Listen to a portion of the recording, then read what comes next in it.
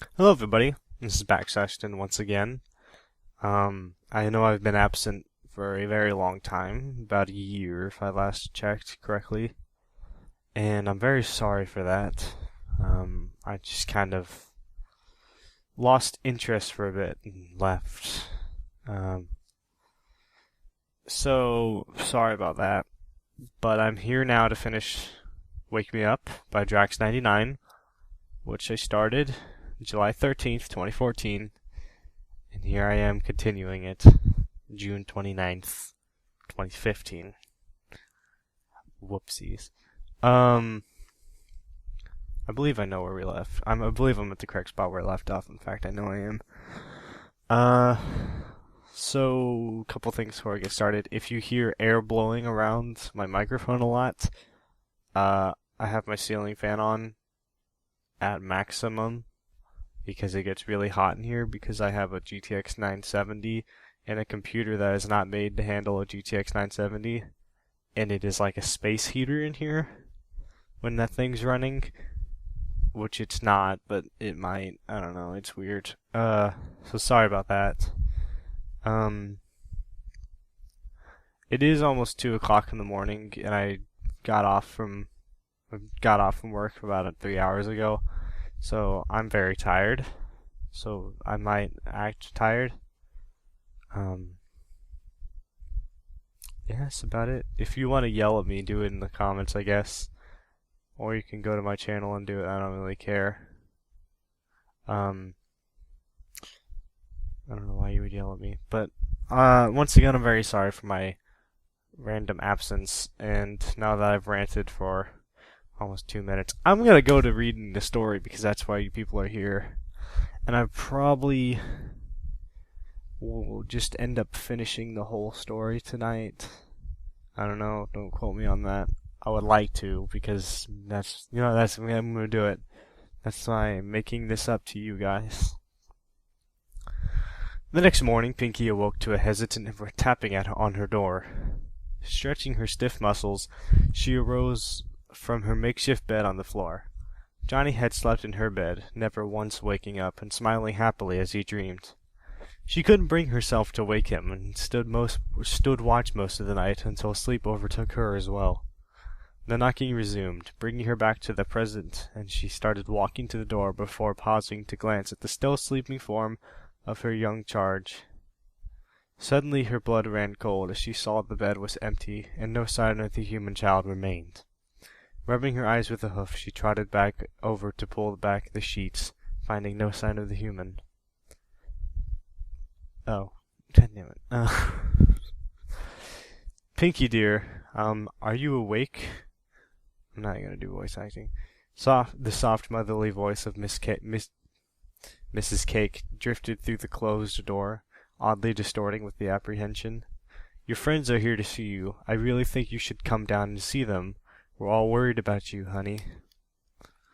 Sighing in defeat, Pinkie pulled the covers back into place, trudged back to the door as her mane again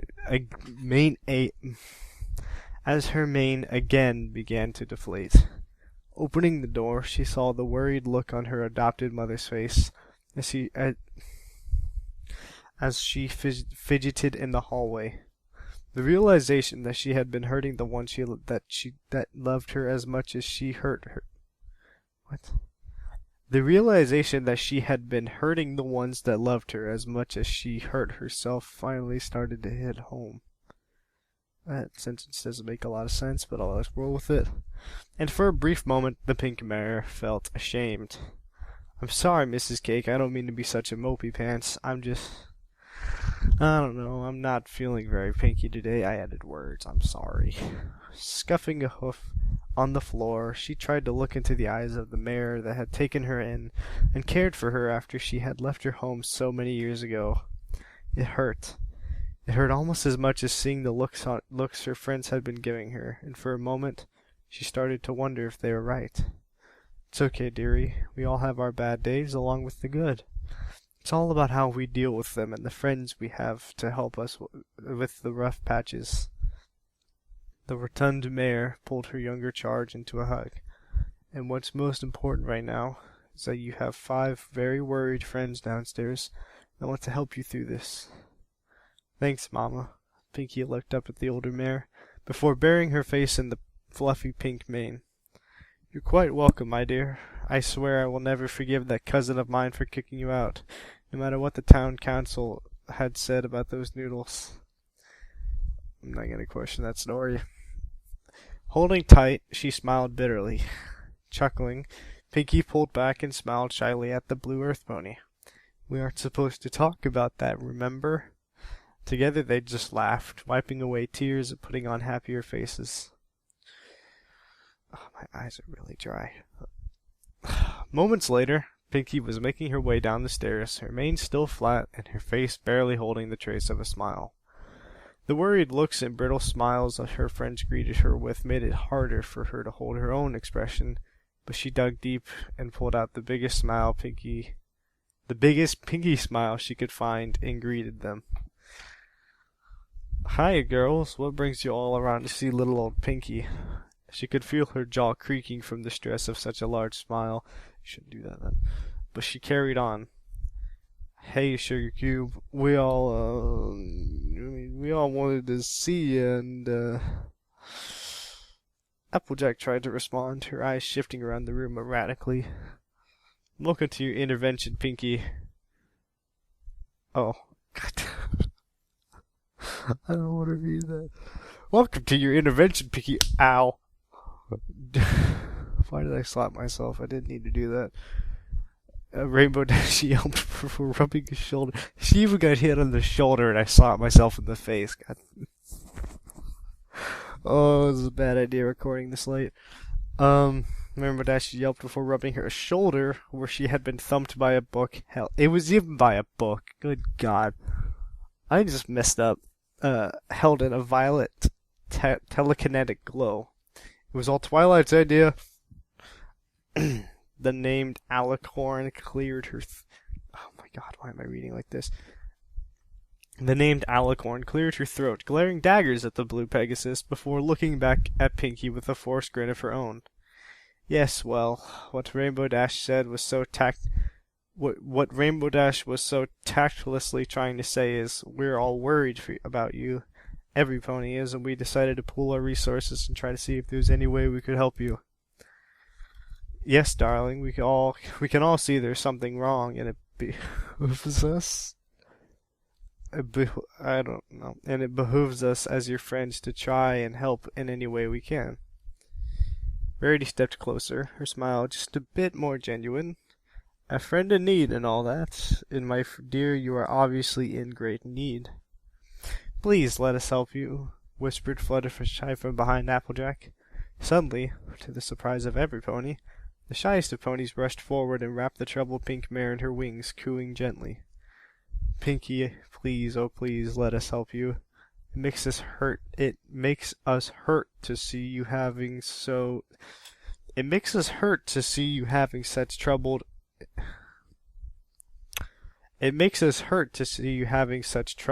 and not letting us help you deal with them. Seriously, Pinkie, we all miss your parties, and I miss not having to reshelf piles of psychiatry books after Twilight is done looking up ways to help with your crazy. Spike spoke up, and then looked at the angry glares of the ponies around him before shrugging. What? I thought this was supposed to be about getting the truth out in the open. Shaking off the yellow wing, Pinkie glared at her friends with her own growing anger. Oh, I see how it is. Crazy old Pinkie is Crazy old Pinkie Pie is acting strange again. She's doing things we can't understand, so we need to fix her. Well, buck all of you. Why did I read that rest of that really dramatically and then half-ass the ending? The rage built and Pinkie felt her face flush with anger. Where were you all when I tried to show you my new friend? Not one of you believed me. Not one of you even cared about anything other than getting happy old Pinkie back. Stalking around the room, she looked each of them in the face, staring down the looks of shock and shame until each pony looked away. Well, I have news for you, all of you. John is real. John is my friend. He is a friend I can see, hear, and feel every bit as one of you. He came to me and told me how the people in white tried to take him away, tried to take me away from him. He cried in my hooves last night until he fell asleep, and then I spent the entire night watching over him. He's real, and he's a scared little foal that just wants somebody to be his friend. And I am that friend. If you don't want to believe that, then you can all go buck yourselves. Okay. As her tirade panned out, the looks of shame grew into ones of sadness and resignation, until finally they all looked to Twilight, who had a determined look in her eyes. She glared at her pink friend. Finally, the enraged Earth Pony turned to face the young princess and glared back in defiance. I'm sorry, girls. We tried. Sadly looking away from the angry Pinkie Pie, she sighed in defeat. I guess we have to go with Plan B. With a flurry of movement, every pony moved at once, grabbing hold of the Earth Pony and keeping her from moving. What are you doing? Let go of me. Let me go. Yelling in frustration and anger, the pink mare tried to buck her friends away, but found firm hooves and wings holding her in place. She glared in defiance, which quickly turned into horror as she saw the alicorn princess advancing on her with a glowing horn. I'm sorry, Pinkie, but this is the only way. It's for your own good. Slowly she lowered her horn onto the struggling mare's forehead, with tears in her eyes. You will thank us when it's all over. And then the world went white. Pinkie awoke to the sound of beeping as she blinked her eyes open. At first she thought she had gone blind, surrounded by so much white, but she quickly focused and saw that she was in a white room, in a white bed, as golden white light drifted in through the white curtains. The beeping was coming from her monitor next to her bed, and she felt the sticky sensors tug on her coat as she got up, assuming that all those other things are also white, because for good measure. Or light blue. Hearing a soft click, she turned to see a pony in a white coat, peeking through the door, and had a sudden moment of panic as she remembered her friend crying about the people in white trying to take her away from him. The heart monitor started to beat faster, and the pony stepped into the room to turn it off. Oh, good. You are awake. There is nothing to be afraid of, Miss Pie. My name is Dr. Feelgood. Sounds like a porn name. And I am here to help you get better. As he advanced on her bed, he continued to talk in a soothing voice before reaching out and disconnecting the monitor cable from her hoof. This also sounds like a porno. Flinching, Pinkie stammered out a reply. Where am I, doctor? What happened? Put stuttering in there, I don't care. You were not feeling well, and your friends brought you here to help. You're in the Happy Hoof Psychiatric Center. I can never read that word right. We all want to help you. Levitating a stool over, he sat down and brought a clipboard up to write on. So tell me, Miss Pie, what do you remember? They brought me to a crazy house? I'm not crazy, Doc. Sure, I get a little hyper sometimes, but I just have lots of energy and enjoy making my friends happy. The I needs to be capitalized.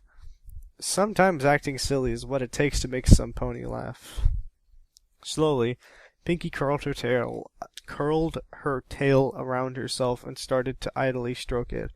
Part of her realized that Twilight did the same thing, and now she understood how comforting it felt. But the rest of her just felt betrayed. Betrayed by her friends who didn't believe her. Frowning at her response, the doctor used his years of experience to hide his distaste for how the others saw the hospital. It was not a crazy house. It was just a place for ponies that were having trouble dealing with the things to get the help they needed to get on with their lives. Oh, wait. It was just a place for ponies that were having trouble dealing with things to get the help they needed to get on with their lives. I understand what you are saying. I once thought about going into the theater myself. I was a rather good actor and loved making people laugh. Shrugging, he set aside the clipboard and leaned forward. But luckily for me, I got sick and found that as much as I loved performing, I liked helping the other foals at the hospital feel better even more. Smiling brightly, the doctor stood up and turned to display his cutie mark. On his flank was a theater mask overlying a red cross. By the time I was all better, I had gotten my cutie mark, and the doctors recommended me for medical schooling. That's great, Doc, but what does that have to do with my friends? They don't believe me. They don't think my friend John is real. Gripping a pillow, she hugged it to her chest. I know he's real, Doc. I held him in my hooves and carried him on my back. I could feel him, smell him, and hear him, and I can remember his song, even when he's not around. She paused a moment, looking confused. Well, I didn't try to taste him, but all the other stuff proves he's real. Excuse me. Well, Pinkie, the mind is a very complex thing. It makes up who we are, remembers who we were, and helps us shape who we might be. Sometimes, if we wish hard enough, it can make things we want to be real seem that way. It could fool us into thinking things are there just by wanting them hard enough. Sighing, the doctor sat back onto the stool. You are a healthy, happy mare, with lots of friends that love you very much. However, from what I hear, you seem to always feel the need to have more friends. I believe that you have wished so hard for more friends that now you are imagining new ones, and your mind is making them seem real. But I'm not. Pinkie started to cry, and the room grew hazy as tears clouded her vision. Pinkie Pie, think about it. What is more likely? That some creature that nobody has ever heard of just magically appears, and that only you can see him? Or that maybe he's just in your mind, and you have been fooling yourself? What do you think, Pinkie? Leaning forward, the doctor patted the crying mare on her fetlock. Well, maybe. There was that one time I thought a bag of flour and some turnips were my friends, but I was really, really sad then, and I thought that all my friends hated me. Looking up, she glared defiance at the doctor. And how do you feel about your friends now, Pinkie Pie? Leaning back, the doctor waited as the mare before him processed the information. Oh no, I was all sad and mopey again, and thought none of my friends believed me and they didn't want to be my friends anymore. And finally she broke down, crying into the pillow. It's all right, Pinkie. Your friends still love you. We will all do our best to get you back in shape and throwing parties for all of Ponyville. Patting her on the back, the doctor waited until the mare had cried herself to sleep, and then quietly slipped from the room. Outside, 6 worried voices filtered through the door as Pinkie drifted off.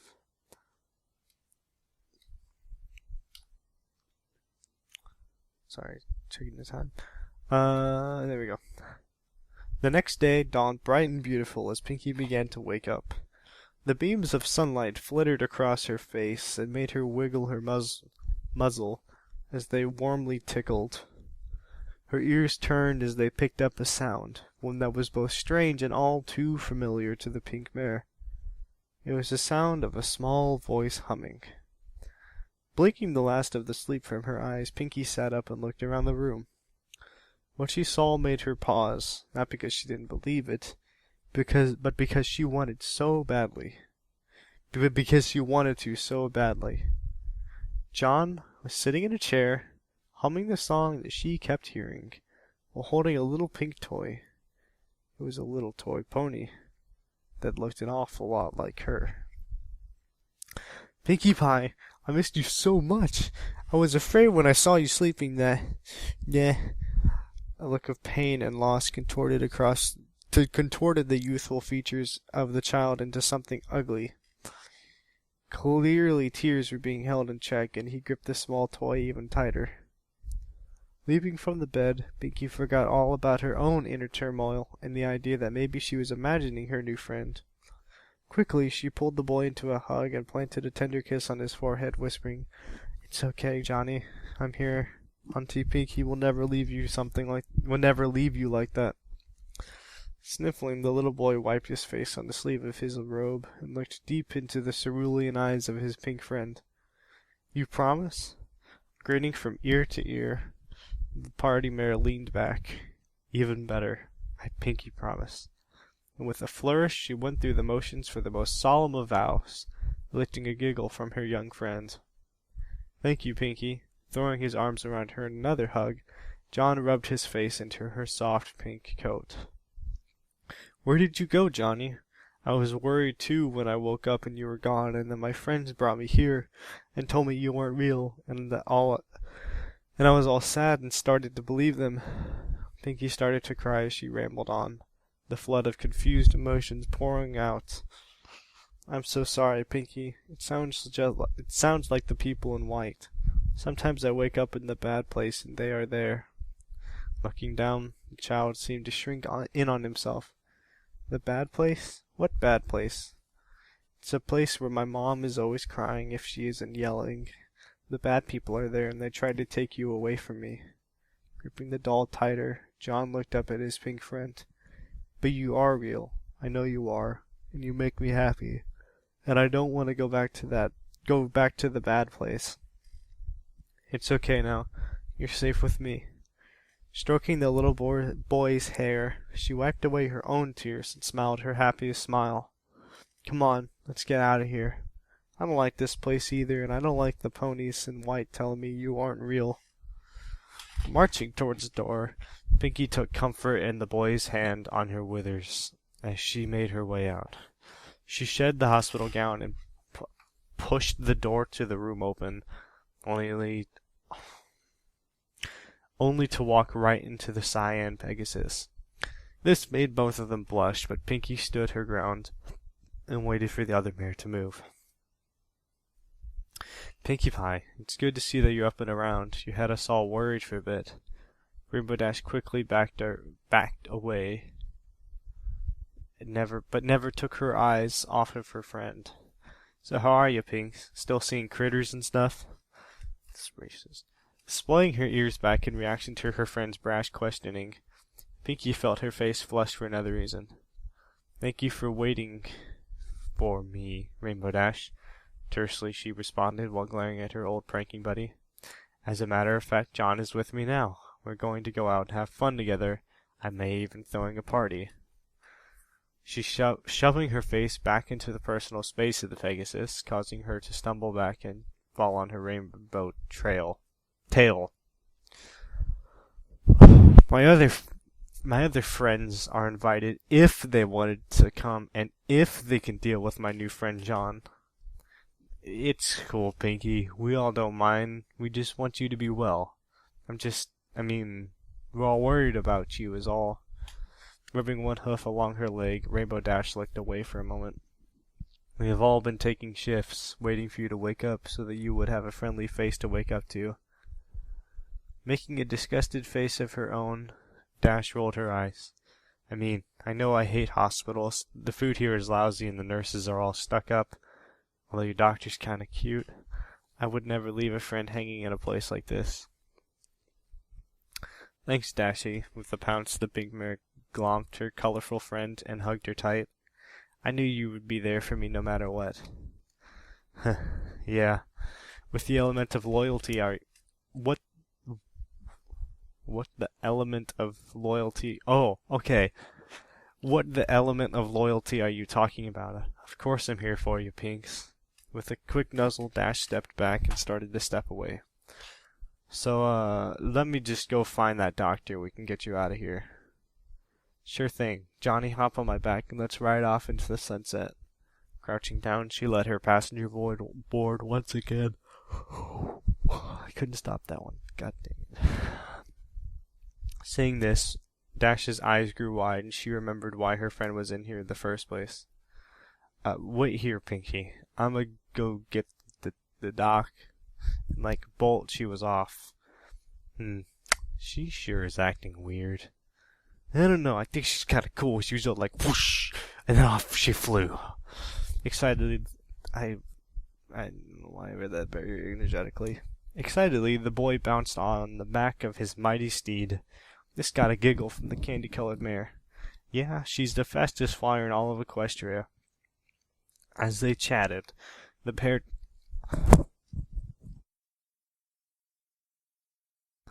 I'll have to mute that. As they chatted, the pair trotted down the hall, just in time to see Rainbow Dash returning with the doctor in tow, looking rather harassed. Miss Dash, please unhoof me. I will see to my patients in my own time. There has been absolutely no sign that your friend is in any immediate danger. Angrily, the unicorn tugged his lab coat out of the grip of the Pegasus. Ah, Miss Pie, so nice to see you up and about. And how are you feeling today? I'm just fine, Doc. Me and Johnny are gonna go out and have some fun. Smiling, she turned back to nuzzle the little boy, getting a giggle in return. Turning back, she saw the worried faces of the two other ponies. See, Doc, she's still seeing things. You gotta help her get better. She's my friend. Pleading with the doctor, Dash settled to the ground, looking nearly in tears. Turning from the distraught mare with a flat look, the doctor smiled as he faced Pinkie. So, is what your friend's saying true, Pinkie? Is what your friend's saying true, Pinkie? She seems to be worried that you're somehow seeing things and that I need to help you. Giggling, the party pony rolled her eyes. Don't be silly, Doc. Of course I'm seeing things. I always see things. How else am I going to keep from falling over my hose? For a moment, a flicker of pain washed across her face as she looked over the doctor's shoulder at her disloyal friend, and she looked back at it with a smile. I would like to leave now, Doc, if it's okay with you. I have a friend that I need to cheer up, and you know how serious I take my cheering up duties. With a sigh, the unicorn shrugged. I highly disapprove of this, Miss Pie, but there's nothing I can do to stop you. You have shown no signs of being a danger to yourself or any pony around you, so there's no grounds to keep you here against your will. Glancing over his shoulder at Dash, he shrugged again, then turned back to Pinkie. I wish you the best of luck, and want you to know that if you ever need help or just want to talk about it, I am here for you. Thanks, Doc. Totally ignoring her other friend, Pinkie happily bounced out of the room and towards the hospital doors. Oh man, I totally blew it. And now Pinkie will never trust me again, Rainbow Dash lamented, shaking her head with her hooves. I gotta get Twilight and the others. We can fix this. Miss Dash, a word of advice? The doctor sternly offered. A pony is a very complex thing, and no pony will ever fully understand what goes on inside another pony's head. And to try only invites madness. If your friend is willing to accept that her view of the world is different, then maybe you should be the better mare and learn to accept it. Glaring out of half-lidded eyes, the Pegasus stared for a moment before responding. That's the biggest load of horse apples I've ever heard, Doc. You just can't admit that you suck at being a head doctor. Rolling her eyes at the irate glare she got in return, Dash left into the air to leave. I don't have time for this. I have a friend to make better. And like her name, she dashed off.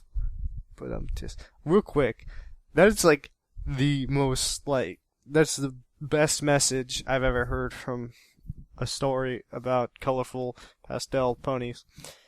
'Cause like, if your friend sees the world differently, you need to learn to accept that and not be an asshole. Which they are being. Assholes, not friends. Whatever.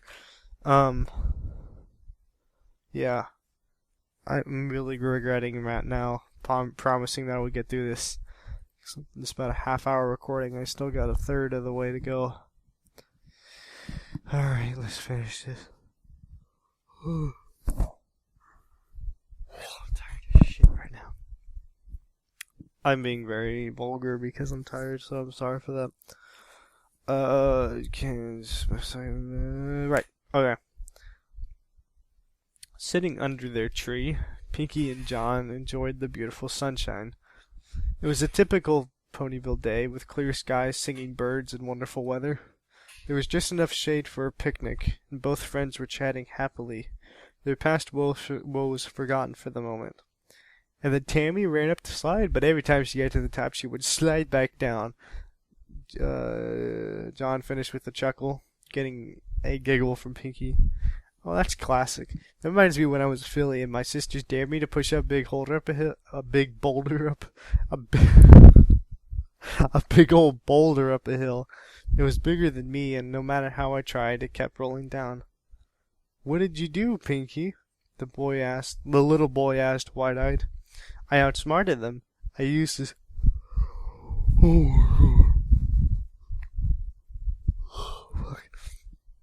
I outsmarted them. I used the super secret Pie family technique to split the rock in half and then rolled each half up the hill.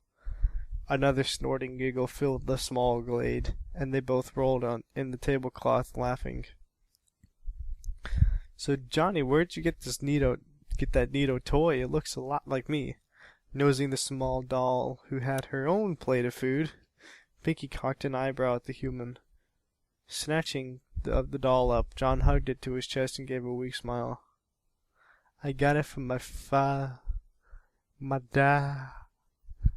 It was a gift. A very special early birthday gift." Suddenly a frown crossed the child's face, and pain could be seen clearly as he stammered.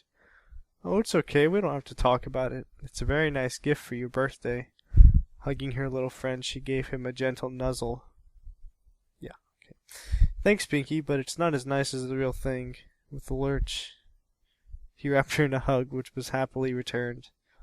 "Thanks, Johnny. I think you earned an extra special awesome, too." I think you are extra special awesome, too. The party went on a little longer, until the sound of wings caught her attention.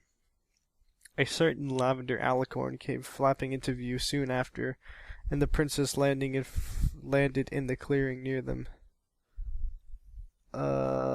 Shoot. I don't like this part. Well, I do, because it's very well written, but, like, I don't know. I lied. I like this part. Hold on. "Thanks, Celestia. I found you, Pinkie." Panting hard, the librarian paused to catch her breath before continuing on. "What were you thinking leaving the hospital like that?" For a change, the happy pink pony looked unamused. In fact, she looked downright melancholic. Only a pony who grew up with a sister like Maud Pie could have ever possibly leveled a look as dead and flat as Pinkie showed Twilight. Without a hint of malice or anger, a single look made the would-be princess of friendship take a step back in shock. "Really, Twilight?" A voice as dead and flat as bare stone grated, and even her human friend stepped away from the mare. "You're supposed to be the smart one. How can you dare to ask such a stupid question? I mean, Dash, I can understand. She's fast, strong, and brave, but none too smart." Taking a step forward, Pinkie narrowed her eyes as Twilight took another step back. "You, however, have no excuse. You're supposed to be my friend. You are the princess of friendship, for goodness sake. I mean, come on. Get your shit together. And yet, you knocked me out, dragged me off to a hospital, and tried to get a doctor to tell me that I'm crazy and that my friends are not real." Slowly gaining in volume, the tears of betrayal started to course down the pink bear's face as she turned away. Take my dramatic reading and make it angry. Go away, Twilight. I don't think I want to be our friend. I don't think I want to be our friend anymore.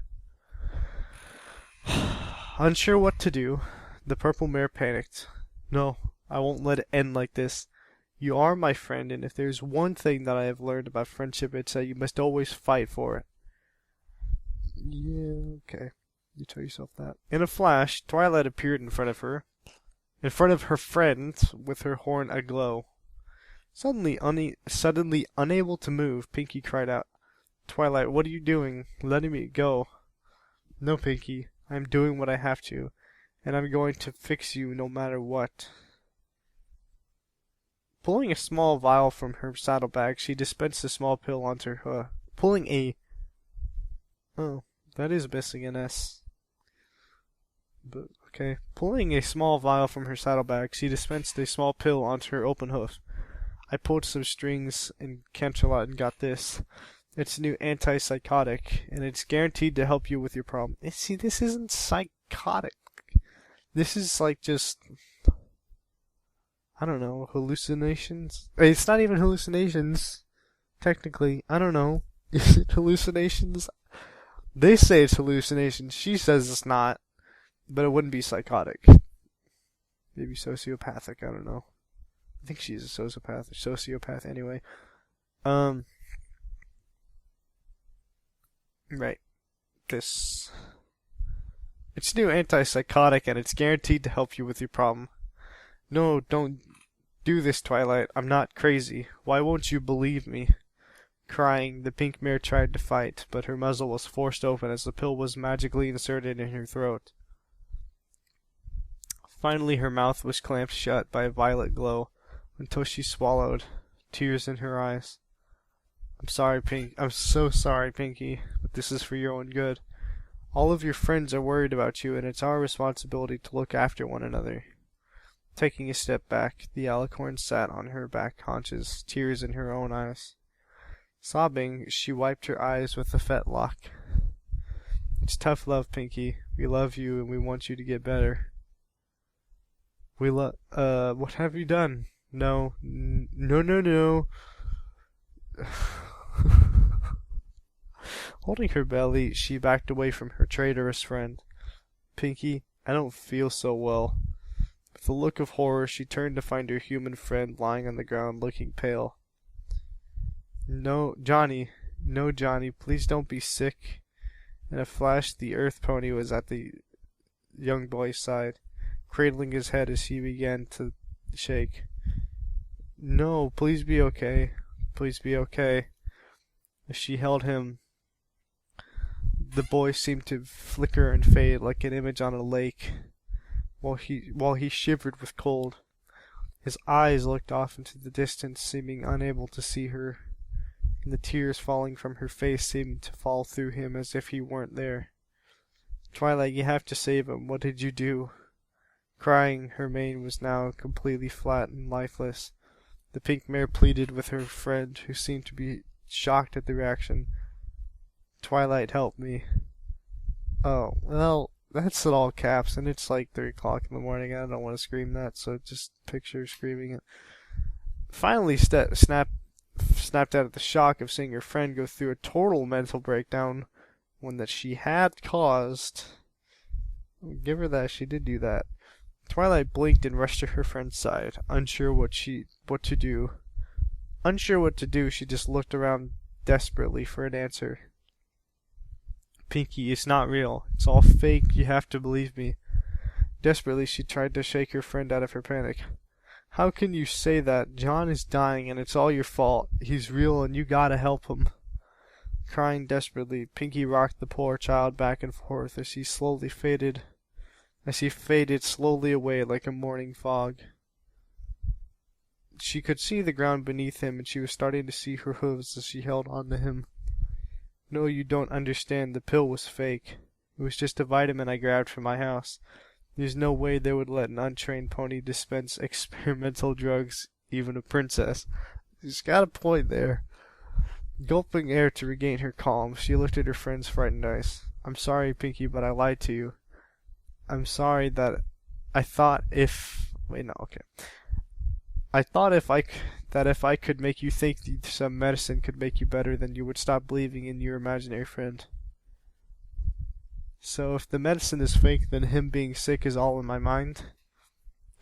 Blinking, Pinkie looked up into the purple eyes of her friend, the wheels of logic grinding away in her head. It kind of rhymed. Yes, exactly. It's all in your head, Pinkie. Beaming, Twilight nodded to her distraught friend. So that means I can make him better with my mind. But how? What? No, that's not what I meant. Blinking, Twilight took a step back, but Pinkie was on a roll. I know the song, our song. With that, she began to hum. The song came to her easily, after many days of humming it to herself and with the little child, and it flowed forth across the glade. Slowly she began to feel the weight in her hooves, and she looked down to see that John had stopped fading. Twilight, it's working. Hum the song with me, please. But Pinkie, I don't...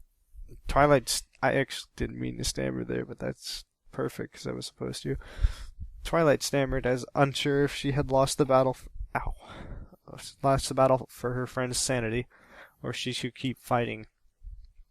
Please, Twilight, you gotta help. Tears streaming down her face, the pink party pony pleaded. That is a lot of alliteration. The pink party pony pleaded pitilessly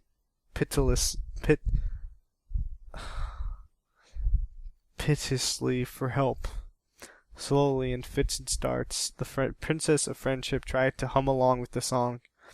Closing her eyes, she caught the rhythm and started to enjoy the melody and refrain, despite not knowing the words or even its name. It had a haunting quality that made her heart ache, and yet lifted her spirits. Pinkie, too, feeling the song flow through her, closed her eyes as the weight in her hooves grew heavier. Suddenly, her friend stopped her own humming with a gasp, causing Pinkie to open her eyes. I give him credit. He's got creative cussing. Sweet Luna's fetlocks, what in Equestria is that? Twilight exclaimed, getting Pinkie's attention. You can see him? Desperately hoping, Pinkie turned to see her friend staring at her now filled lap with the peacefully sleeping child. Yes, Pinkie, I can actually see him. Dear Celestia, I can see him, and I'm so sorry. Renewed tears streamed down the purple alicorn's face. Makers forgive me what I almost did, I'm so sorry. It's okay now, Twilight, with a sigh. Pinkie soft. Wait. It's okay now, Twilight. With a sigh, Pinkie softly nuzzled the little boy. Slowly, the human's eyes fluttered open, and he looked directly at the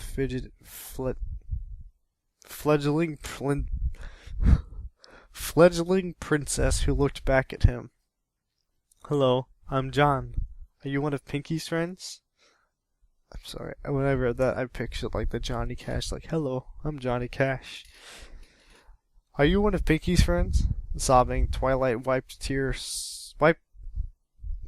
tear-sodden muzzle with a fetlock and smiled.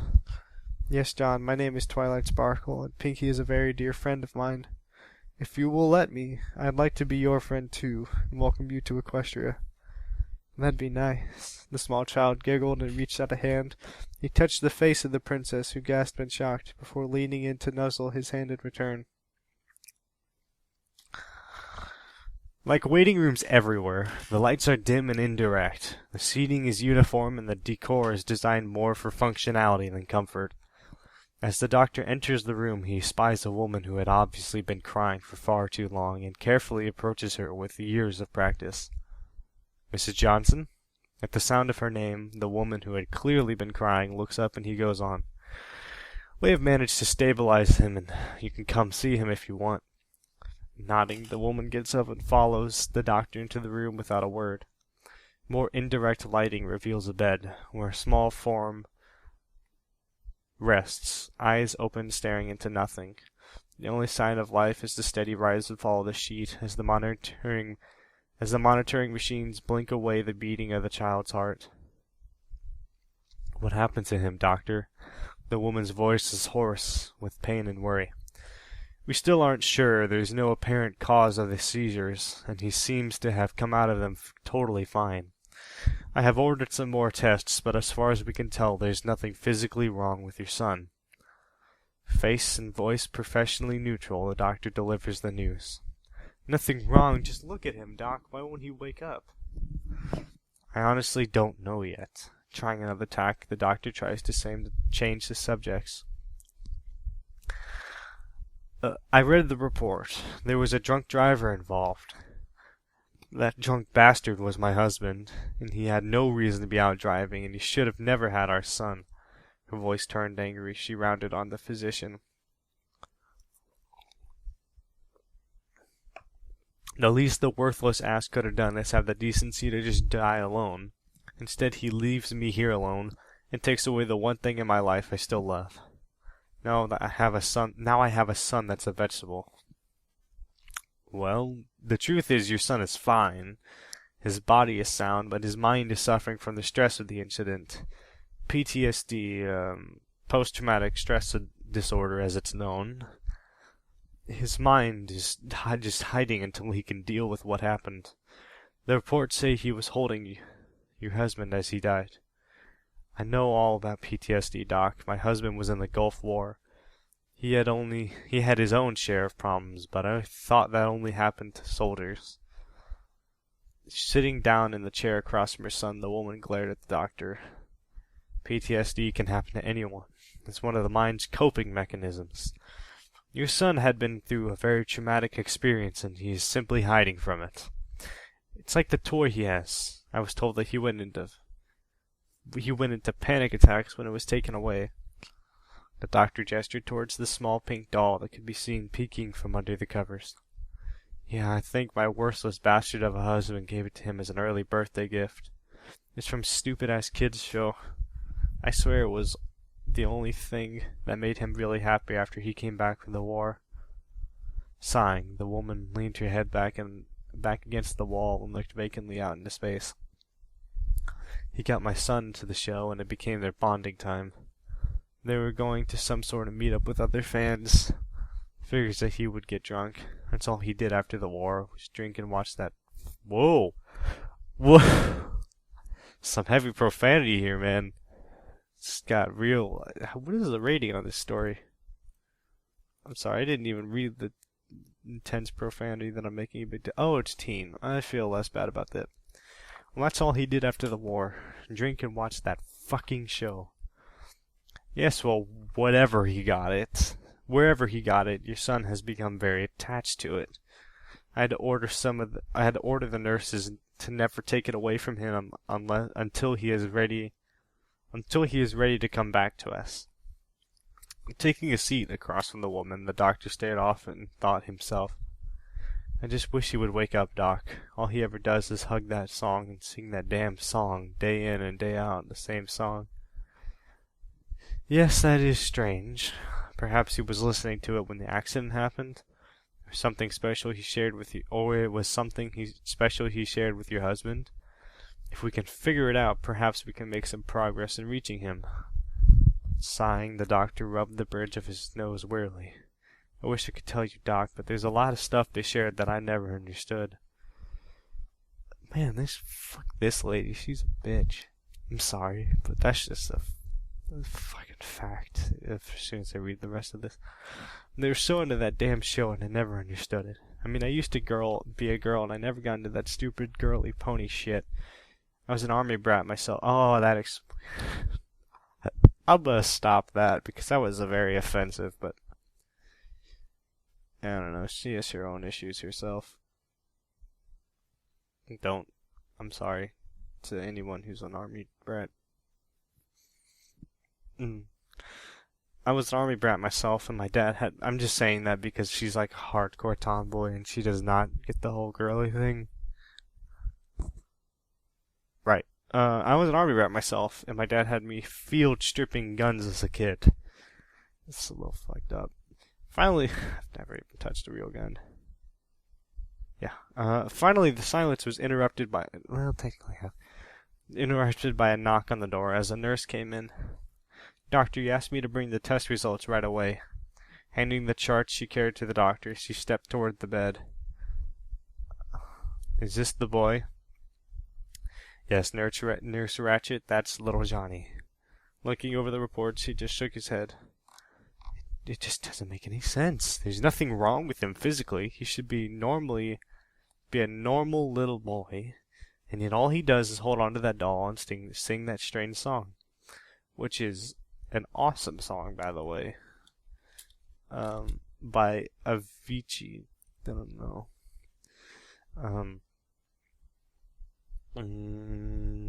See if I'm gonna wake up, Doc? The worried mother looked pleadingly at the physician. I just don't know, Mrs. Johnson. It's all up to him to decide when he is ready to wake up and come back to us. Pocketing the charts, he begins to turn and leave when he hears the nurse gasp. Doctor, I know that song. Fumbling in a pocket, the nurse pulls out her cell phone. Cringing at the look she receives for having the device, which is forbidden, on the floor, she quickly turns it on. This better be good, Miss Ratchet. I don't want to have to report inappropriate cell phone use during your shift. The doctor sternly berates the young nurse. Nurse, please just tell me what my son is singing. I gotta know. What, you know what? You care a lot more now than you did about 5 minutes ago. The mother stands closer to the young intern and hungrily stares at the device in her hand. Hold on, I downloaded it the other day. Here it is. As the music began to play, the mother could cry as she listened to the words. Even the nurse was overcome as the doctor held her close, staring into space while pondering the meaning of the words. For those of you who don't know this song, Wake Me Up by Avicii, or however you pronounce it, Avicii. It's the story's over, by the way, so you can leave now if you want. But the words are, wake me up when it's all over, when I'm wiser and I'm older. All this time I was finding myself, and I didn't know that I was lost. It's kind of a sad song, actually. But it's a good song. I like it. It's got nice acoustic guitar riffs. I'll put shit. I forgot I'm not gonna be the one editing this video. I was gonna put an annotation up on screen of the link to the song, but that'll be Intrapulation's job. I don't think he wants to do that. I might just get him to have it up for the whole video. At the very least, I'll make sure it's in the description. The story's over. I kind of feel like I did a bad job on that. But that's like, how long have I been reading this for? Okay, 51.5 minutes as of right now. So, yeah, it's about an hour long recording. There's no way, but author's note from Drax99, right? Drax99, I don't want to pronounce. Yes, Drax99. He says, sorry this took so long, but it was one of those things that popped into my head and wouldn't let me go. It was supposed to be a special Memorial Day gift to my fans, but sadly I failed miserably. Also, I am still without any editor, so I apologize for any mistakes. Yes, I'm aware it pulls many similarities from Clever Pony, but meh, nothing's original anymore. Enjoy some bittersweet horse words. Now hopefully I can get that damn song out of my head and get back to my other stories. He has a Google Docs link, which is just the story on Google Docs, which I don't know why that would be there, but it's there.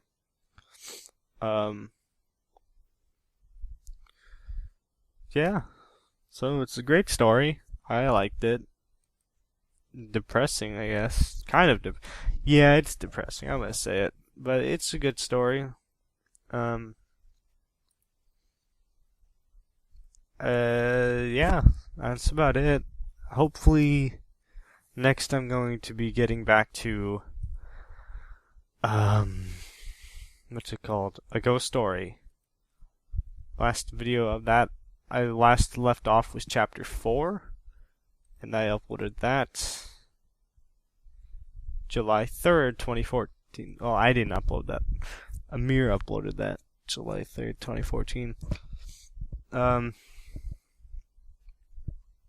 So, if you enjoyed it, which I didn't do a very good job, so I don't know if you enjoyed it, or if you just want to find me and hear me more coherent and awake, go to, hopefully it's in the description, but if not, youtube.com/Yerton is my channel, where you'll find a hopefully more awake and coherent me, except on Sniperly episode 3. And yeah, so I appreciate all of you for watching, and next up is going to be a ghost story chapter 5, and I might do another story. So thank you all for watching. I gotta go edit this video now and go to bed. You take care, have fun, don't die.